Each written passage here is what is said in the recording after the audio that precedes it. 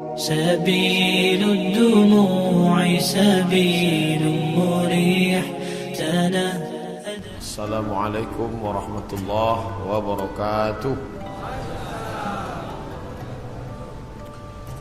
الحمد لله رب العالمين والصلاة والسلام على أشرف الأنبياء والمرسلين سيدنا ومولانا محمد وعلى آله وأصحابه ومن دعا بدعوته واستنى بسنته إلى يوم لقاء ربه وبعد.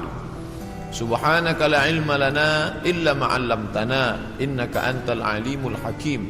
رب اشرح لي صدري ويسر لي أمري واحلل عقدة من لساني يفقهوا قولي. Yang sama-sama kita hormati pengerusi masjid, hadirin hadirat, muslimin muslimat, insyaallah kita semua dimuliakan Allah Subhanahu wa taala. Amin ya rabbal alamin.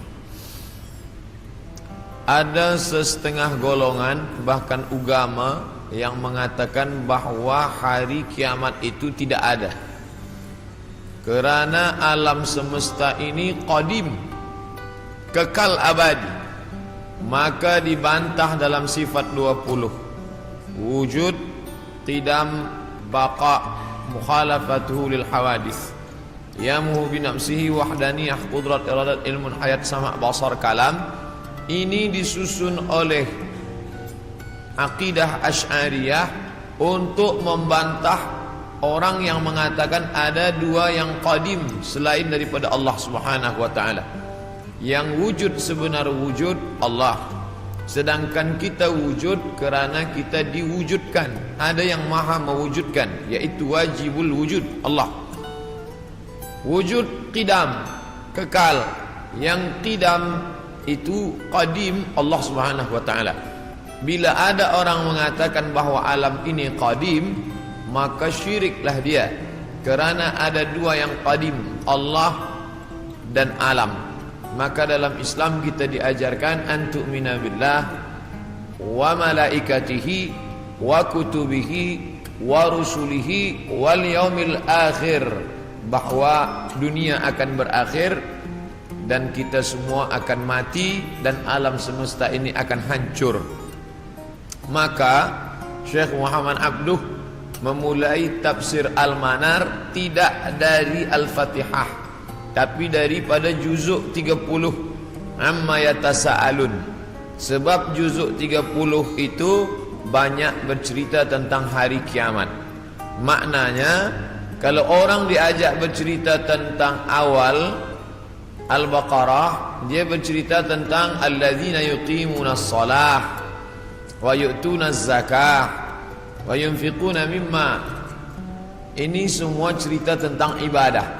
Bagaimana mungkin orang bercerita paham ingin beribadah kalau dia menyangka bahwa alam ini kekal dan abadi? Oleh sebab itu dalam Islam diajarkan bahwa alam ini akan binasa. Definisi makna alam, ma siwallah, semua yang selain daripada Allah alam. Saya, puan, tuan, alam semesta, ma siwallah, maka semua akan binasa. Yang kekal abadi hanya Allah Subhanahu wa taala. Bila ada orang mengatakan alam ini kekal, maka bagaimana dengan dosa? Sedangkan kita berpahaman bila saya mati, bila saya ada dosa, maka saya akan diadili di mahkamah Allah Subhanahu wa taala. Selepas itu ada surga, ada neraka. Sedangkan mereka yang berpahaman bahwa alam ini tidak binasa, maka roh itu masuk dari satu tubuh ke tubuh yang lain. Roh saya keluar masuk ke tubuh yang lain. Boleh masuk ke tubuh manusia, jasad manusia, boleh pula jasad haiwan yang dikenali dengan reinkarnasi. Masuk roh dia ke tempat yang lain. Ini di antara pahaman yang meyakini bahwa alam ini tidak berakhir. Maka ada tiga agama yang disebut samawi, sama langit, walaupun sudah mengalami perubahan, tapi ada persamaan kita dengan mereka. Sama-sama percaya Allah, sama-sama percaya ada Rasul Nabi utusan Allah, dan sama-sama bahwa dunia akan kiamat, maka datanglah hari akhirat.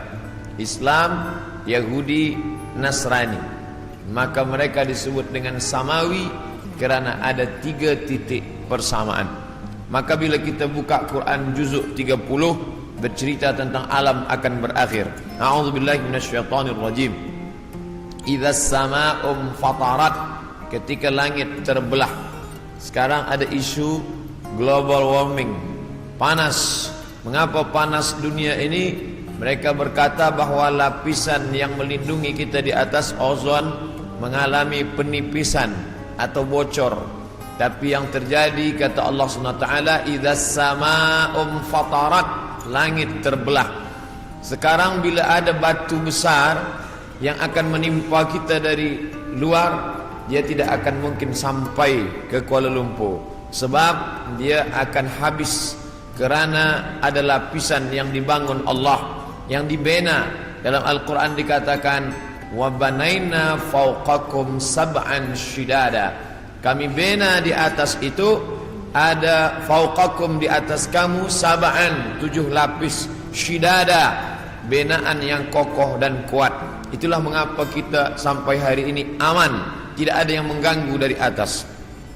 Dari bawah pula Allah berfirman dalam surat An-Naba juzuk 30 surah yang pertama, wal jibala autada, wal jibal bukit-bukit, autada sebagai pasak.